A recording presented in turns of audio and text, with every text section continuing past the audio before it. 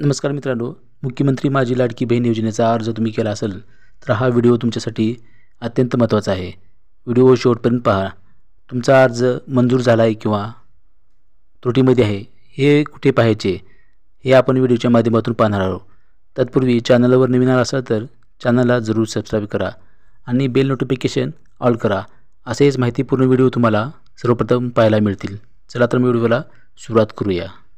तर मित्रांनो, ग्रामस्तरीय समितीमार्फत अंतिम लाभार्थी पात्रता महिलेची यादी प्रत्येक शनिवारी व आवश्यकतेनुसार चावडीवर वाचन करण्यात येणार आहे।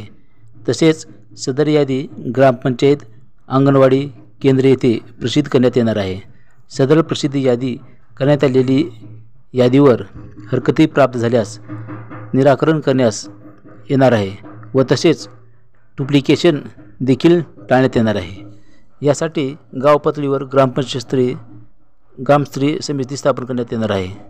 यामध्ये ग्रामसेवक, कृषी सहाय्यक, तलाठी, अंगणवाडी सेविका, आशा सेविका, ग्राम रोजगार सेवक व या समितीचे संयोजक ग्रामसेवक व सहाय्यक सचिव अंगणवाडी सेविका अशा असणार आहेत।